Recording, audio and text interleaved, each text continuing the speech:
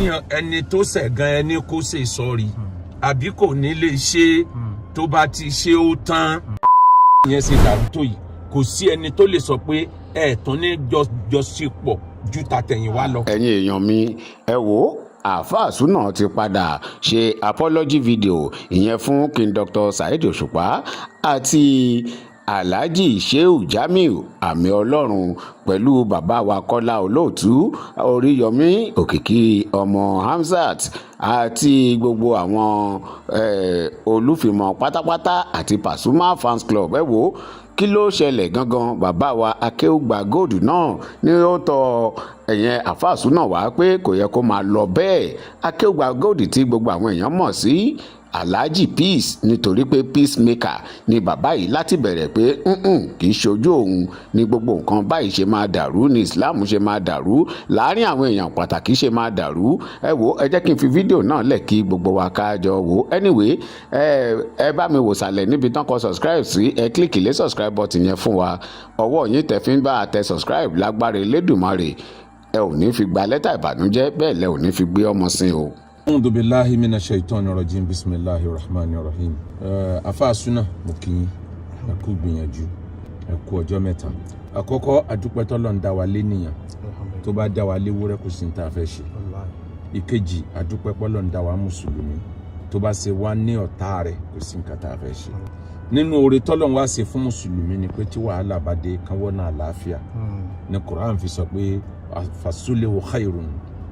wọ́nà àlàáfíà is the best. Seeking for peace is the best. So bó làlàáfíà ó ṣe jọba ẹ̀yin ni ẹ kì í ṣọ̀tá wa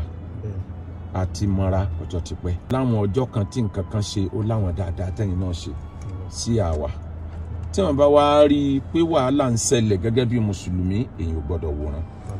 pàápàá jùlọ lọ́dọ̀ àwọn tí wọ́n jẹ́ bí adopted father fún yín. Sórí náà ọ̀rọ̀ tí mo bá ṣe Jamiu àmì Ọlọ́run sọ mo gbọ́ pé ẹgbẹ́ ọ̀dọ̀ wọn fún ọdún 9 rí àbọ̀dún 7. kódà mo gbọ́ yí pé ẹrú Ọlọ́run tó wá jẹ́ aláàánú yín lénìí wọ́n lẹ́ẹ̀ mọ̀ ẹ sì mọ àwọn àti ẹ̀ náà pọ̀ tẹ́lẹ̀tẹ́lẹ̀ tó túmọ̀ sí pé ó ṣeé ṣe kó jẹ́ pé tú àwọn lẹ́ fi mọ ẹrú Ọlọ́run yẹn. mo wá mọ Alhaji Saheed Òṣùpá náà gẹ́gẹ́ bí olólùfẹ́ mi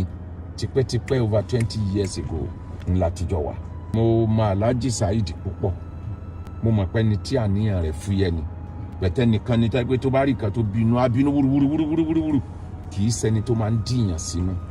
bẹ́ẹ̀ bá l'opportunity àti bá àwọn tí wọ́n ló kọ nínú ayé rìn Àfáà Súnà oríire ni mo ṣe wáàsí kan of recent tí mo sọ yìí pé nǹkan 4 lèèyàn máa ń gé lára olówó kì í ṣowó nìkan. ń bẹ nínú èèyàn tẹ́ bá rìn láyé tó jẹ́ pé ẹ̀ ní gé ní owó lárí lára ẹ̀ connection lẹ́gẹ̀ẹ́ ń bẹ nínú èèyàn tẹ́ bá rìn tó jẹ́ pé ẹ kàn máa forúkọ ẹ̀ dẹ́rù bá àwọn ọ̀tá yín ni. nísìnyí bẹ́ẹ̀ náà àwọn èèyàn tẹ́ bá rìn tó jẹ́ pé ẹ kàn máa fi orúkọ ẹ̀ ẹ máa fi jàmàlà òórùn ọbẹ̀ rẹ̀ lẹ́ẹ̀fì máa jàmàlà. gbogbo nǹkan kọ́ lówó gbogbo nǹkan kọ́ ni pé lágbájá ṣe fún mi Ọlọ́run tó dáhùn kálukú ó ti kádàrá bá sí rìn. bí báwọn èèyàn yìí rìn bí ìgbà téèyàn bá electric rìn ní nínú ilé electric tí ń bẹ nínú ilé wa yẹn ó lè fún èèyàn ní ìmọ́lẹ̀ ó dẹ̀ lè ṣọ́ọ̀kì èèyàn téèyàn bá mi sàǹdù rẹ̀. ẹ ti báwọn èèyàn yìí rìn ẹ ti rí ìmọ́lẹ̀ Ọlọ́run ló ó ti wà náà àkọsílẹ̀ kádàrá ń kálukú àti táìmù tó rí òde bí àsìkò yẹn ò bá tó tí gbogbo ayé yìí bá ń kó bílíọ̀nù fún yẹn ò lè rọ́nà àti lọ. orí Ọlọ́run ó máa ń deal pẹ̀lú táìmù kí wàá lọ́nà àbáyọ tálàáfíà ó fi jọba. ẹ ti ṣe gẹ́gẹ́ bí ọ̀rọ̀ tèmi àti yín ti sọ lẹ́yìn gbogbo ń tẹ́ ṣe èyí tó burú jù bẹ́ẹ̀ ó ní pẹ́ gbé voice message jáde. òfin Nàìjíríà wà láwọ̀ ẹ̀ Ọlọ́run tó dá wa gan wà láwọ̀ rẹ̀ ẹni tó tú àṣírí ànábì níjọ́sí tó sọ̀rọ̀ fún ní kọ̀rọ̀ mo sọ ń bí wá sí yẹn náà ó ní tá ànábì dìtámì pé òun ó ṣe fún un àmọ́ ńgbà tó tọrọ àforíjìn ànábì padà foríjìn náà ni. a sì rẹ ni tí ó jẹ́ pé òun ló ti Zainab ọmọ ànábì ó wà nínú oyún ó sì ti ṣubú lórí ràkúnmí níjọ́ tó gbọ́ pé ó ń lọ bá bàbá ẹ̀ ní Maka ó ń lọ bá bàbá ẹ̀ ní Medina wọ́n sì pàdé ẹ̀ wọ́n dẹ̀ ti ṣubú ọmọbìnrin yẹn bleed kú ni toyúntoyún níjọ́ tó tọrọ àforíjìn ànábì padà foríjìn tí ò bá sí pọ́lọ̀ ń dá wa lé nìyàn àní mọ̀ sẹ́ra wa ìsúnmọ́ra ẹni la fi ń sẹ́ra ẹni ejò kì í sán ẹni tó bá jìnnà sí ẹni tó bá close sí ni àmọ́ ní tó dáa jù ní kéèyàn ò ṣe mistake kó dẹ̀ realize pé mo ṣe mistake èyàn ò lè jàre tán èyàn ò dẹ̀ lè jẹ̀bi tán gbogbo àwọn tẹ́ ẹ jọ ń fa ọ̀rọ̀ yìí náà àwọn náà ò lè jàre tán ẹ̀yin náà ò lè jẹ̀bi tán yóò níbi tó ń kálukú kù sí bẹ́ẹ̀ tọmọdé bá ṣe àgbà ọmọdé ni á bẹ̀bẹ̀ bágbà bá ṣe ọmọdé ọmọdé náà ni á bẹ̀bẹ̀ tá a bá wá ń dárúkọ àgbà ọlọ́run ò fi ọjọ́ orí tó àgbà bọ́lọ́run bá ti gbé ẹnìkan sípò àgbà ipò bàbá kéèyàn gbà pé ipò bàbá lélẹ̀ àti Sheikh Jamiu àmì ọlọ́run àti ọba orin Saheed Òṣùpá kò sí ẹni téèyàn lè bá jànú wọn tínú tèmi náà ò dùn àmẹ́yìn náà wá ní ẹ̀jẹ̀ mi lẹ́yìn náà ìlú yín papọ̀ mọ́ tèmi ìrìn àjò ayé yín ò papọ̀ mọ́ tèmi níjọ́ àwọn ọjọ́ kan bẹ tẹ́yìn náà ti ṣèrànlọ́wọ́ fáà náà nù ayé tó bá wá rí bẹ́ẹ̀ kò sí tó níbẹ̀rẹ̀ tí ó kì í lópin àríru eléyìí rí àfindẹ́rùbọ̀ lọ́rọ̀ àwọn olóṣèlú tí wọ́n para wọn lọ́mọ yanra wọn ń bọn níjọ́ campaign tí wọ́n ìbáwọn náà tún padà jọ ṣe yìí ẹ wá dúró àwọn tí wọ́n ti bú Tinubu sẹ́yìn tó padà sọ di mínísítà sọ wọ́n di ambassador lẹ́nu ẹ wá dúró àwọn ẹ wò for example lọ́yọ̀ state tí wọ́n bá sọ pé gómìnà Akálà àti gómìnà Ajímọ̀bí wọ́n padà jọ jókòó pọ̀ èyí ò ní ọ̀rọ̀ ni ládùúrò ebú tí wọ́n ti jọ búra wọn tó lóṣèlú bá ní àníyàn tó fúyẹ́ kí ló ṣàwa mùsùlùmí tá a já fa tá a ní lè forgive ara wa ẹni ẹ̀ṣẹ̀ àmọ́ o ṣurutu tauba thalatha mẹ́ta ni májẹ̀mú tútúbá àkọ́kọ́ ni kẹ́ni tó ṣe mistake kó realize pé n tí mo ṣe yìí àwọn èèyàn sọ fún mi pé mo kó kù díẹ̀ mo gbà bẹ́ẹ̀ pé mo ṣe mistake ìkejì ni kó regret n tó ṣe pé n tí mo ṣe yìí ò dáa ìkẹta ni kó dà níyàn kó òun ò ní padà síbẹ̀ mọ́ kó máa wá ṣe dáadáa míì kó fi follow ẹ̀ báàrin yẹn ṣe dàrú tó yìí kò sí ẹni tó lè sọ pé ẹ̀ẹ̀tún ní jọṣepọ̀ ju tàtẹ̀yìn wá lọ kò sẹ́ni ó lè sọ bẹ́ẹ̀ ọwọ́ Ọlọ́run làjọṣepọ̀ wà níjọ́ tẹ́ pàdé ẹ̀yin kọlẹ̀ mọ́ra yín pàdé Ọlọ́run ló mú yín pàdé níjọ́ tẹ́ túkásá ìtọ́nù ló gbede níjọ́ tẹ́ bá tún jọ ṣepọ̀ padà ọwọ́ Ọlọ́run náà ló wà ọjọ́ mélòó la lò láyé táwọn ẹ̀wù rìn odidi ọdún kan tá a bá kà is 365 days a bá léèyàn lo 100 ọdún láyé ó mìn pé ó ń tàn ó tí ì lo 40,000 tán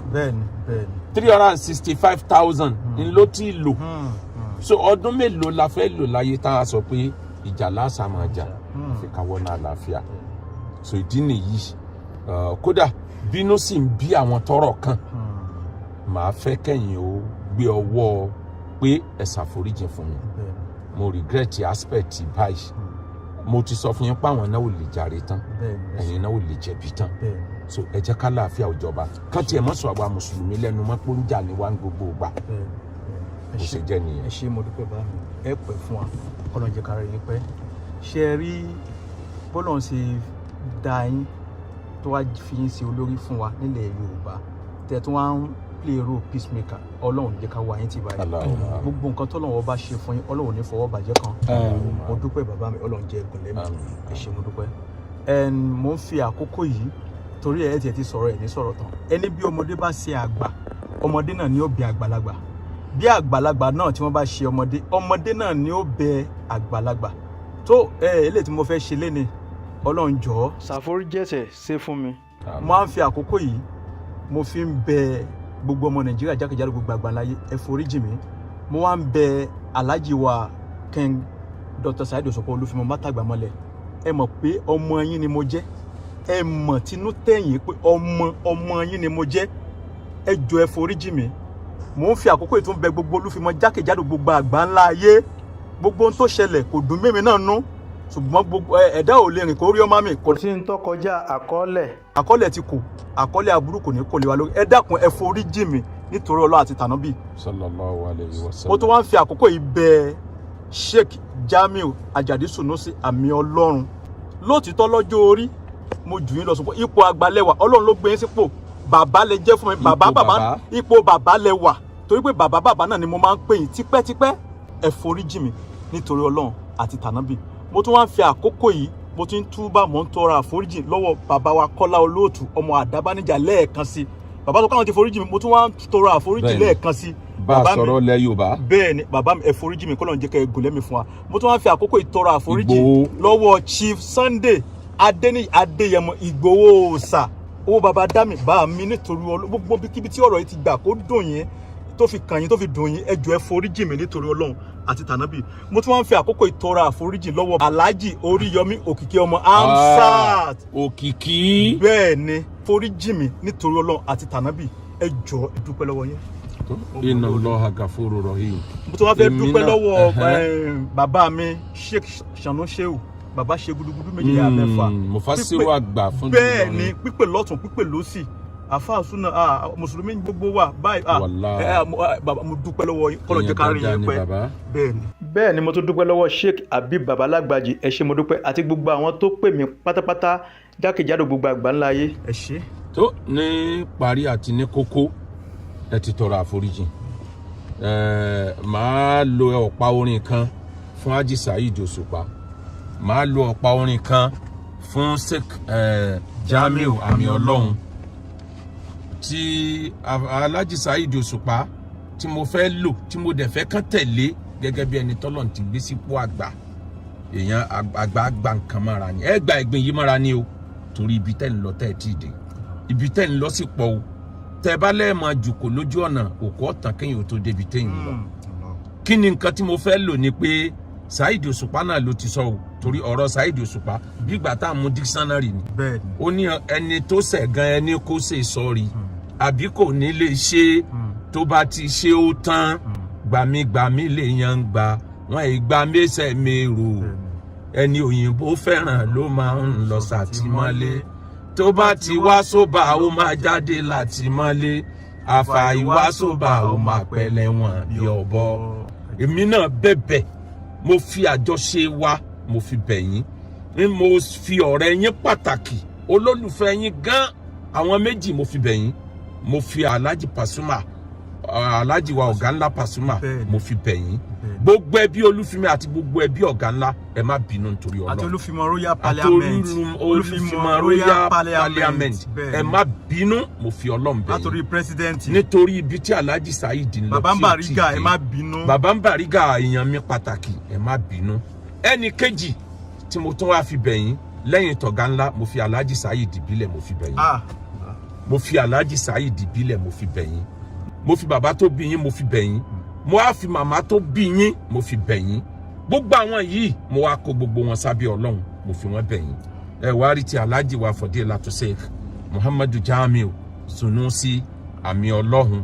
umbitu anna Rasulallahi hawadani wàlá àfúwìn dárò Rasulillahi mahamulu. ẹnìkan ló bú ya ànábì ó bú bàbá ànábì ọ yàkàyàkà ẹ. tuwana Rasulallahi hawadani. ó bú ó ṣe gbogbo ẹ àwọn tí wọn bẹ lẹ́gbẹ̀ẹ́ ànábì tí wàá lérí pé ń jọ ọwọ́ bàbá kò sí táwọn ò ní fi ṣe. ọwọ́ ayọ̀ ọlọ́ba Abubakar lẹ́yìn àbí Umar òru lọ́yọ́ débẹ̀ wọn á mú déwájú ànábì ọwọ́ pé ẹni tí ń tijú ló mú lẹ́yìn wá everybody káwó kènyìn pé Umaru lọ́mọ tẹ̀lé débi kò sẹ́ni ó lè fọwọ́ kàn mọ́ gẹ́gẹ́ bí ẹ̀sẹ̀ tijú tèmi náà orin àkọ́kọ́ tẹ́ni ẹ̀ wá kọ òun náà lọ́kọrin bú ànábì òun náà ló wá sọ pé òun bí tù. anna Rasulallahi àwọn yẹn yìí fọ́n mi pé ànábì ti ṣàdéhùn yà fóun o àmọ́ mo mọ̀ pé wàlẹ́ àfọwọ́ inda Rasulillahi mahamulu. àmọ́ mo mọ̀ pé ànábì kì í gbẹ̀yàn sẹ́mi lọ títí. wàlẹ́ àfọwọ́ inda Rasulillahi mahamulu. yóò foríjì run. alan dhaka lẹ́dí àtọ́ka nàfìlà kùrẹ́ánù fi àmọ̀ wá ẹ̀sùn wà tẹ́ fún sí lóun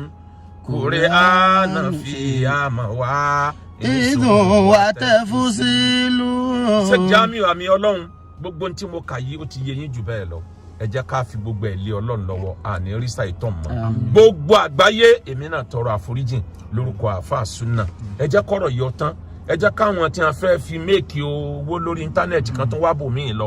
Ọlọ́run ṣàánú gbogbo wa o àwọn àtúnṣe tó bá tún kù lẹ́yìn èmi á rí olóyè Sunday Igboho màá rí Àgídìgbò Fresh FM Alhaji Oríyọmí Hamzat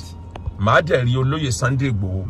àwọn méjèèjì yẹn màá wá fà wọ́n mọ́ Alhaji wa Saheed ìbílẹ̀ kan jẹ́ kọ́rọ̀ yìí ó tán kan ṣiṣẹ́ tó kù lábẹ́ ẹ̀rí tí bàbá wa Alhaji wa Sanusi Àmì Ọlọ́run alhamdulillah onímọ̀ ni wọ́n alaharifu billahi ni wọn àwọn ti gbọ́rọ̀ Ọlọ́run yé jù bẹ́ẹ̀ lọ subhana rabbika rabbil izzati amma yasifun wa salamun ala al mursalin walhamdulillah.